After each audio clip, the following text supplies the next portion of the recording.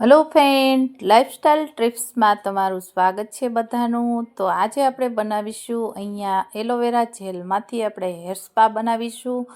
તો અહીંયા 3 થી 4 વસ્તુમાંથી આપણે હેર સ્પા એક દિવાળી આવી ગઈ છે. હવે વાળની આપણે થોડી કેર કરી લેશું કેમ કે ઘરની સાફ સફાઈ થઈ ગઈ છે. તો અહીંયા આપણે ઘરે જ અહીંયા ફાર્મમાં એલોવેરા છે તો અહીંયા એલોવેરા આપણે લઈ લેશું.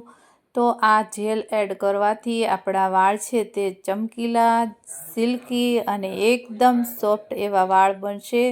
તો અહીંયા તમારે આ એલોવેરા છે તેને લઈ લેવાના છે અને પાણીથી આપણે આ રીતે ધોઈ નાખવાના છે. એટલે તેમાં ધૂળ અને કચરો ઉપરના ભાગમાં હોય છે તે જતું રહે છે અને એકદમ સાફ કરી અને આ રીતે આપણે એને 2 મિનિટ જેવા સૂકવી લેશું એટલે સુકાઈ જશે. અને અહીંયા મેં ભાત છે તે બનાવેલા લીધા છે. અહીંયા આપણે આ રીતે ભાત છે તે મેં અગાઉ પકવી લીધા છે.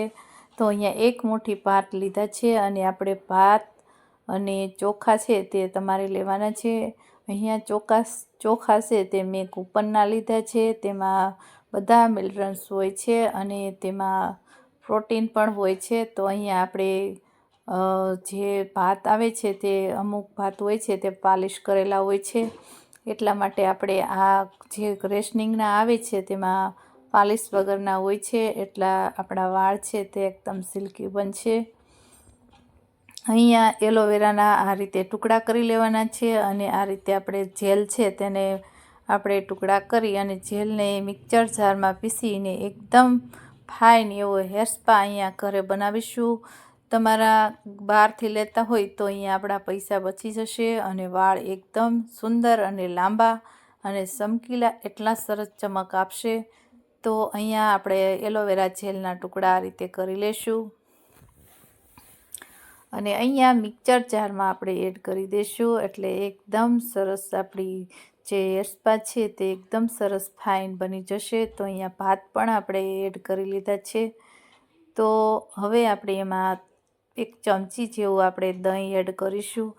દહીંથી જે માથામાં ખોડો હોય છે તે દૂર થઈ જશે અને વાળ પણ સિલ્કી બનશે. અને અહીંયા મેં 1 ચમચી જેટલું કન્ડિશનર લીધું છે. એ પણ તમે નો એડ કરવું હોય તો સ્કીપ કરી શકો છો, પણ કન્ડિશનર એડ કરવાથી વાળ છે તે એકદમ સરસ સીધા અને સિલ્કી એવા વાળ બનશે. તો અહીંયા મિક્સર જારમાં આ રીતે આપણે ફેરવી લેશું અને એકદમ ફાઇન તેની પેસ્ટ બનાવી લેશું.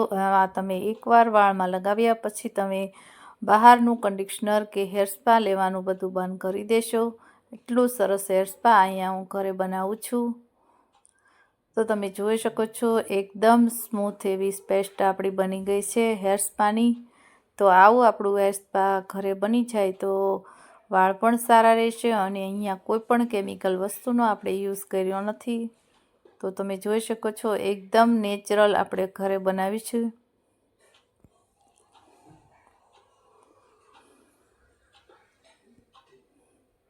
હવે તમે જોઈ શકો છો અહીંયા મારું હેર સ્પા બની અને રેડી થઈ ગયું છે. આવા મોંઘા ક્રીમો લેવાની કોઈ જરૂર નથી. અત્યારે હું મારા વાળમાં જ યુઝ કરું છું એટલે તમને ખ્યાલ આવી જશે કે વાળ છે તે કેટલા બધા સિલ્કી બનશે અને એકદમ સ્મૂથ અને એકદમ સિલ્કી એવા વાળ આપણા બની જશે.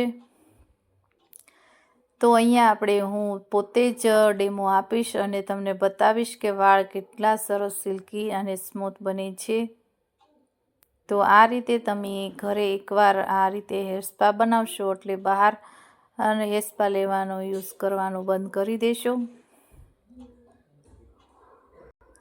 અને એકદમ માથામાં સ્મૂથ પેસ્ટ લાગી જાય એટલું સરસ ચીકણું આપણું હેર સ્પા બની અને તૈયાર થઈ ગયું છે.